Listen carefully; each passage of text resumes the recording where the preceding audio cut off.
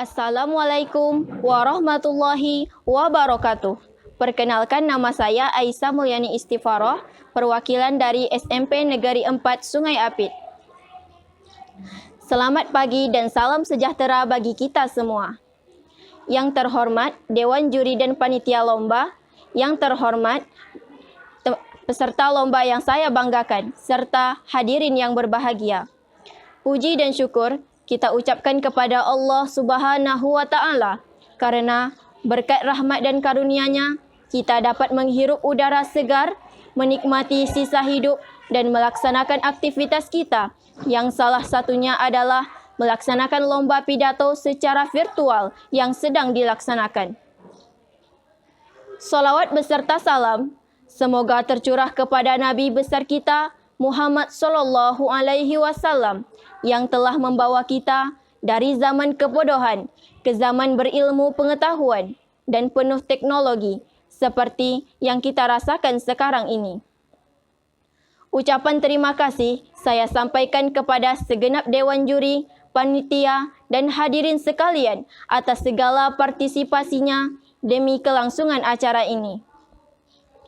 Pada kesempatan kali ini, saya akan menyampaikan pidato dengan tema Peran Kejaksaan dalam Menegakkan Hukum di Indonesia. Indonesia adalah negara hukum. Sebagai negara hukum, sudah selayaknya juga segala sesuatu yang dijalankan dalam kehidupan bernegara dan bermasyarakat harus berada dalam koridor hukum.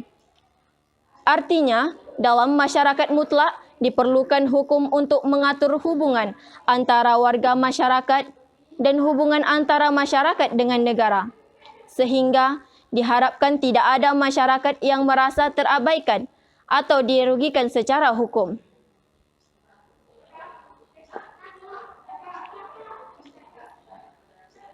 Berkaitan dengan hal tersebut, Profesor Dr. Sajipto Raharjo, SA, mengemukakan bahwa dalam setiap masyarakat harus ada hukum yang mengatur perilaku-perilaku dan tata kehidupan anggota masyarakat.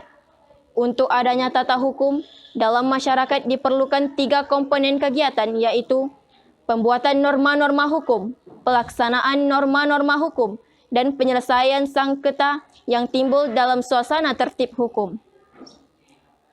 Apabila melihat bahwa di kehidupan masyarakat di Indonesia saat ini, bahwa telah banyak peraturan-peraturan yang dikeluarkan untuk menjaga kelangsungan hidup bernegara dan bermasyarakat. Dikeluarkannya peraturan-peraturan tersebut menggambarkan adanya norma-norma hukum yang diciptakan untuk mengatur hak dan kewajiban dari negara di masyarakat.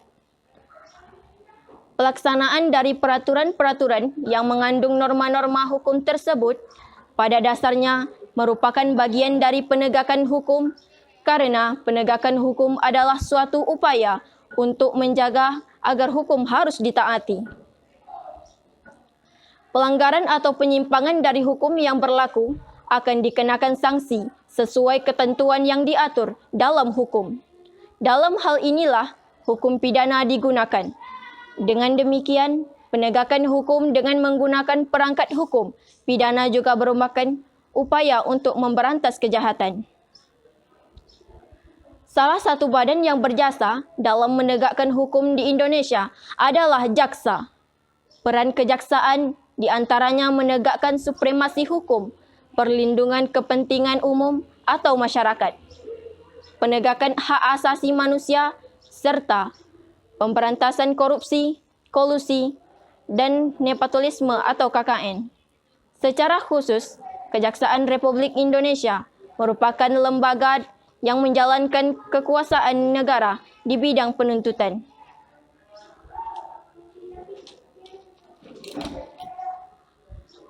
Tindakan-tindakan yang dilakukan oleh jaksa penuntut umum, baik dalam proses pra-penuntutan maupun penuntutan sesungguhnya, dilakukan atas dasar keadilan dan kebenaran berdasarkan ketuhanan yang Maha Esa. Penegakan hukum dan demi keadilan tersebut tentu juga mencakup adil bagi terdakwa, adil bagi masyarakat yang terkena dampak akibat perbuatan terdakwa, dan adil di mata hukum.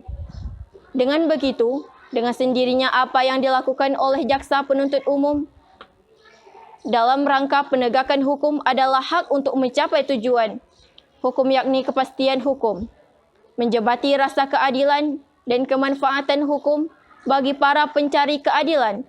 Oleh sebab itu, peran kejaksaan dalam menegakkan hukum sangat diperlukan oleh masyarakat. Sekian pidato yang bisa saya sampaikan. Terima kasih atas perhatian. Jalan-jalan ke rumah Pak Lurah. Di tengah jalan bertemu bawahan. Lomba pidato daring selesai sudah. Mohon maaf jika terdapat kesalahan. Assalamualaikum warahmatullahi wabarakatuh.